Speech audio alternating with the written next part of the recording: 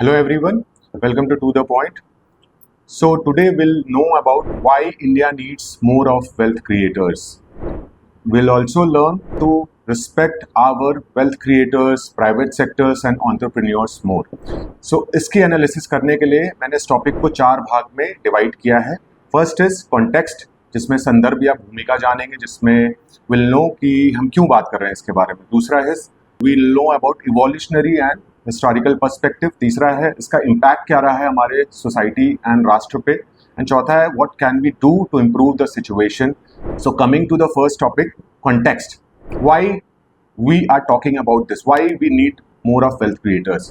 सो आपने देखा होगा हमारे समाज में गवर्नमेंट जॉब्स को लेकर के बहुत ज़्यादा रिस्पेक्ट है. लोग बहुत सारे गवर्नमेंट जॉब्स की अभी भी प्रिपरेशन करते हैं. वो रिस्पेक्ट क्यों है, कभी आपने जानने की कोशिश की? और वही अगर आप दूसरे तरफ देखें तो निजी या प्राइवेट सेक्टर में या वेल्थ क्रिएटर्स के लिए उनको हमेशा संदिग्ध भाव से देखा जाता है, उनको हीन भावना से देखा जाता है. सो ये डिफरेंस क्यों है? क्यों हम प्राइवेट सेक्टर्स को सेलिब्रेट नहीं करते जैसे अमेरिका में किया जाता है? दूसरी चीज़ है कि अगर आप कभी भी पॉलिटिकल लाइफ या पब्लिक लाइफ में देखोगे तो अडानी, अंबानी, ये सब का नाम हमेशा आता रहता है.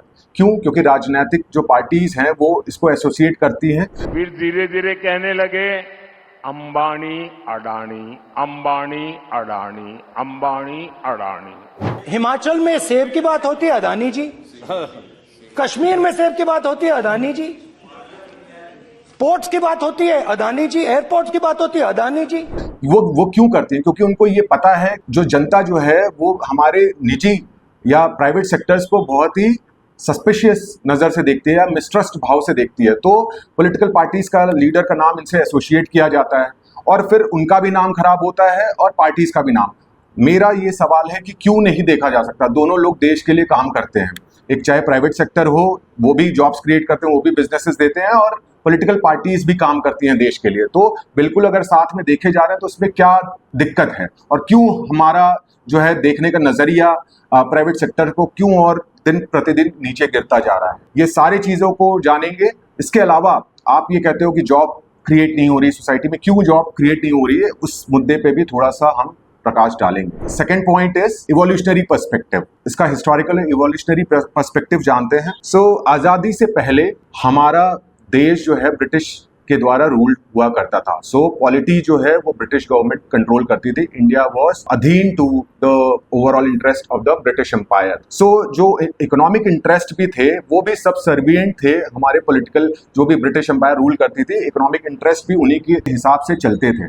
इसके कारण क्या हुआ, बहुत ही कम इंडस्ट्रियलिस्ट थे जो उभर पाए उस दौर में, क्योंकि लॉज रेगुलेशन वो जो है ब्रिटिश एम्पायर ब्रिटिश इंडस्ट्रियलिस्ट को सपोर्ट करने के लिए थे, इंडियन इंडस्ट्रियलिस्ट को सपोर्ट नहीं करते थे. इसका कारण ये हुआ कि बहुत कम थे जो Indian industrialist. Handful of Indian industrialist emerge हुए, जिसमें जमशेदजी टाटा जी, शापून जी, जमनलाल बजाज जी, ऐसे कुछ नाम हैं. दूसरा चीज है, अगर आप आज़ादी के बाद देखो तो गवर्नमेंट ऑफ इंडिया फॉर्म, वो हमारी डेमोक्रेटिक मीन्स के थ्रू गवर्नमेंट फॉर्म हुई. Then what happened? Polity also came in our hand. So Indian Constitution adopted a mixed economic model. उसमें क्या होता है, उसमें प्राइवेट सेक्टर और गवर्नमेंट सेक्टर को दोनों को बराबर रोल दिया जाता है नेशन को चलाने में. ये तो एक बात थी, ये तो पेपर पे रह गया. क्या हुआ रियलिटी में या स्पिरिट में? बेसिकली नेहरूवियन सोशलिज्म, समाजवाद का विस्तार होना शुरू हुआ, क्योंकि हमारे first prime minister was more tilted towards USSR socialism, समाजवाद. समाजवाद को अगर हम छोटे में बताऊं तो उसमें गवर्नमेंट का रोल बहुत ज्यादा होता है, प्राइवेट प्लेयर्स का रोल बहुत कम होता है. इनफैक्ट अगर जो ट्रू समाजवाद है उसमें गवर्नमेंट ही सब कुछ करती है. Government is the major economic driver for the country. वही कहीं ना कहीं हमें भी हमारे इंडिया में भी देखने को मिला. उसका अगर फीचर्स देखो, नेहरूवियन सोशलिज्म का क्या हुआ, उसमें गवर्नमेंट का मेजर रोल था. हैवी इंडस्ट्रीज का जो डेवलपमेंट होना था वो भी गवर्नमेंट करती. इसके बाद जो आप देखोगे तो ब्यूरोक्रेसी को, नौकरशाही को ज्यादा रोल मिला इकोनॉमिक में. उन्हीं को ज्यादा पावर मिला कि वो जो है देश चलाएं. उन्हीं को ये भी पावर मिला कि कौन सी इंडस्ट्रीज सेट होगी, कौन से प्राइवेट सेक्टर आएंगे. उसके लिए परमिट राज स्टार्ट हुआ, जिसमें कि एक कंपनी की रजिस्ट्रेशन से लेकर के कंपनी में किसी को फायर करना है, हायर करना है, उसकी भी परमिशन जो है एक ब्यूरोक्रेट ही देता था. उस केस में बहुत ही हाईली कंट्रोल इमर्ज हुआ. सो तीसरी चीज अगर आप इसमें देखोगे, ये जो हैवी जो आपने पावर दे दिया ब्यूरोक्रेसी को, इसके कारण क्या हुआ, प्राइवेट सेक्टर्स का जो एक उत्पादन होना चाहिए, जो उनका नंबर्स जो इंक्रीज होना चाहिए वेल्थ क्रिएटर्स का, वो नहीं हुआ, and that led to the stunted growth of the private sectors in India. And इसके कारण भी क्या हुआ, इकोनॉमी में वेल्थ क्रिएशन नहीं हुई। नाउ ब्यूरोक्रेसी को और भी पावर दी गई थी कि आप वेल्थ को रीडिस्ट्रीब्यूट करिए, ये जो पूंजी है उसको समाज में वितरण करिए बराबर से। लेकिन अब थोड़ा ही क्योंकि वेल्थ क्रिएट हुआ था, बट ब्यूरोक्रेसी के पास क्योंकि पावर था एंड पावर करप्ट्स, तो उसमें क्या हुआ, ब्यूरोक्रेसी पॉलिटिशियंस बिजनेसमैन जो थोड़े बहुत थे उनके साथ मिल करके एम्पायर बिल्डिंग में लग गई। उस केस में क्या हुआ कि वेल्थ भी रीडिस्ट्रीब्यूट ढंग से नहीं हुआ, जो भी थोड़ा बहुत वेल्थ था। सो प्राइवेट सेक्टर ने भी वेल्थ नहीं क्रिएट किया, हमारी पूरी कंट्री में वेल्थ बहुत नीचे जा रही थी। That led to the BOP crisis, balance of payment crisis, during late 1980s में। इसके बाद क्या हुआ, इकोनॉमिक रिफॉर्म्स आए 1991 में। इकोनॉमिक रिफॉर्म्स में क्या हुआ, प्राइवेट सेक्टर के रोल को ज्यादा बढ़ाया चढ़ाया गया, एफडीआई खोली गई, ब्यूरोक्रेटिक जो पावर्स थी उनको कर्टेल किया गया। उतना भी नहीं कर पाई गवर्नमेंट, लेकिन फिर भी कई हद तक कर्टेल किया गया। प्राइवेट कंपनीज आने लगे, इकोनॉमी थोड़ी बढ़ने लगी, थोड़ा वेल्थ क्रिएशन भी होने लगा, फॉरेक्स रिजर्व भी बढ़ने लगा। लेकिन आप देखो 2009, 10, इवन 14 तक फिर भी बहुत ही लिमिटेड वेल्थ क्रिएशन हुआ है हमारी इकोनॉमी। और हमेशा जोर होता है कि नहीं, वेल्थ को रीडिस्ट्रीब्यूट करो, बट वेल्थ क्रिएशन भी तो उतना होना चाहिए ना वेल्थ रीडिस्ट्रीब्यूट करने के लिए। Now coming to the third point, इसका इम्पैक्ट क्या हुआ है हमारी सोसाइटी पे। हमारे समाज में कलेक्टिव साइकोलॉजिकल बैरियर बन चुका है। वो बैरियर कैसा है, वो बैरियर है एक स्टेबिलिटी का, कि स्थिर जॉब चाहिए, स्थिर नौकरी चाहिए, government job is the best job. ये जो साइकोलॉजिकल बैरियर बना है वो हमें हिंडर कर रहा है रिस्क टेकिंग से, वो हमें हिंडर कर रहा है कि हम एंटरप्रेन्योर निकालें अपने देश से। सो आप ये चीज भी देखोगे, जब भी एक मिडिल क्लास का लड़का या लड़की बोलते हैं मुझे स्टार्टअप करना है या मुझे बिजनेस करना है, फैमिलीज वाले हमेशा कहेंगे कि नहीं, इसमें बहुत ज्यादा रिस्क है। सो पूरा एक समाज का जो मानसिक विचारधारा जो बन गई है वो है स्थिरता की तरफ देखती है। और यही एक वजह है कि आप प्राइवेट सेक्टर्स को हमेशा आप अस्थिर देखते हो, रिस्क टेकिंग को आप रिवॉर्ड नहीं करते हो। ये एक पहला इम्पैक्ट है। इसका एक इम्पैक्ट और भी है कि सोसाइटी में जुगाड़ कल्चर बहुत थ्राइव करता है हमारे सोसाइटी में। हर एक चीज नोवेलिटी से नहीं करनी है, हाँ जुगाड़ लगा देते हैं। दूसरी चीज है, चलता है एटीट्यूड बहुत है कि हाँ यार हमारे देश में तो ये भी चलता है, ये भी चलता है। ये सब चीजें क्या करती है, रिस्क टेकिंग, पेशेंस को ये हिंडर करती है। ये जो ऐसी सोच है, ये एक ऐसी इकोसिस्टम बनाती है जिसमें हम प्राइवेट सेक्टर के इन्वेस्टमेंट को और भी कम करते हैं। क्योंकि ये सोच जो है और ये जो पॉलिटिकल एरिना में जो चलता है और ये जो सोच है कि निजीकरण नहीं होनी चाहिए या समाज का जो, ये तो एक अलग डिबेट है। लेकिन क्योंकि वो प्राइवेट सेक्टर हमारे ही लोग हैं, अगर आप उनको बढ़ावा नहीं दोगे तो आप फिर किस बाहर की कंपनीज को, चलो उनको आप देख सकते हो, लेकिन हमारे तो खुद के जो लोग हैं वो प्राइवेट सेक्टर्स में जाते हैं, वो रिस्क टेकिंग में जाते हैं, वो इनोवेट करना चाहते हैं, वो एंटरप्रेन्योर्स बनना चाहते हैं। तो उनको भी सही विचारधारा से देखना ये भी हमारा काम है। ऐसा जो इकोसिस्टम है वो डिटर करता है प्राइवेट सेक्टर्स को या रिस्क टेकिंग एबिलिटीज को। ये इम्पैक्ट इसको देखने को मिलता है। फिर तीसरा इम्पैक्ट क्या है, जॉब सिक्योरिटी से लेकर के आजादी के बाद जॉबलेसनेस की तरफ आ रहे हैं। अब आप देखो जॉब्स कहां से क्रिएट हो, 140 करोड़ की आबादी, गवर्नमेंट तो सबको नहीं रिक्रूट कर सकती और ताकि वो अपने आप को ब्लॉट कर ले, राइट।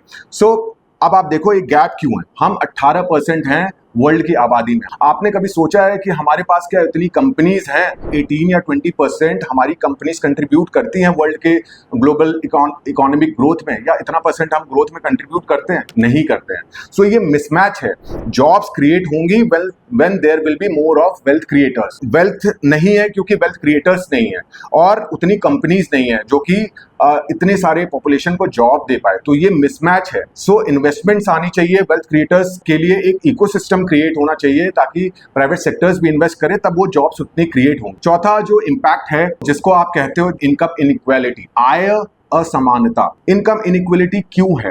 क्योंकि वेल्थ क्रिएशन कम है, वेल्थ को पाने के लिए होड़ बहुत ज्यादा है, पुअर पॉपुलेशन ज्यादा है, मिडिल क्लास बहुत ज्यादा है। सो वो गैप जो है वेल्थ और वेल्थ क्रिएशन और वेल्थ को पाने के लिए, वेल्थ रीडिस्ट्रीब्यूशन में, वो गैप के कारण क्या होता है, गवर्नमेंट पे बहुत प्रेशर आता है।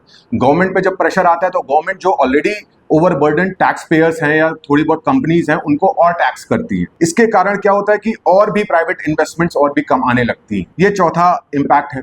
पांचवा क्या है, A society which does not respect its wealth creators, entrepreneurship, risk taking and even the failures, वो सोसाइटी कभी भी प्रोग्रेस नहीं कर सकती। इसी के साथ हम आते हैं इस पॉइंट पे कि what should we do to improve the situation right now। पहली चीज कर सकते हैं कि we should stop seeing our private sector, entrepreneurs and wealth creators from the eyes of distrust and suspicion. उनको आप रिस्पेक्ट भाव से देखना बहुत जरूरी है। उनको भी समझ में आना चाहिए कि हमारी भी उतनी ही रिस्पेक्ट है समाज में जितनी की और भी जॉब्स के लिए। दूसरा पॉइंट है गवर्नमेंट को इस डायरेक्शन में काम करना चाहिए। ऑलरेडी गवर्नमेंट ने किया है। 2014 के बाद स्टार्टअप्स आए हैं। उस समय तक 4 यूनिकॉर्न्स थे, अभी 111 यूनिकॉर्न्स है, contributing to total valuation of $350 billion. So wealth creation हो रही है इकोनॉमी में, but we need more right amount of policies like these direction and we need the ecosystem which promotes risk taking. Third point is we need to inculcate the values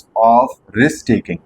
We need to inculcate the values of entrepreneurship. We need to unleash that spirit of entrepreneurship. We need to respect the individuals who even go on to fail. We should have the celebration for the failures also. अभी Chandrayaan 2 fail हुआ था. We did not bog down. हमने फिर से प्रयास किया. We succeeded and we are the first one to reach on the south part of the moon. आप Elon Musk को जानते हो कितनी बार फेल करके he has created the biggest company on the earth. So failure should also be an option here.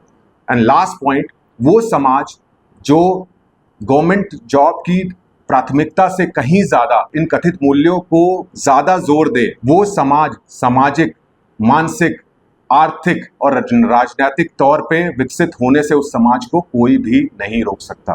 Thank you. जय हिंद, जय Bharat. It's just a small initiative towards building an informed nation. I want all of your support in full measures. What you can do is support me by hitting the like button, subscribe for the latest update and share it with your family and friends.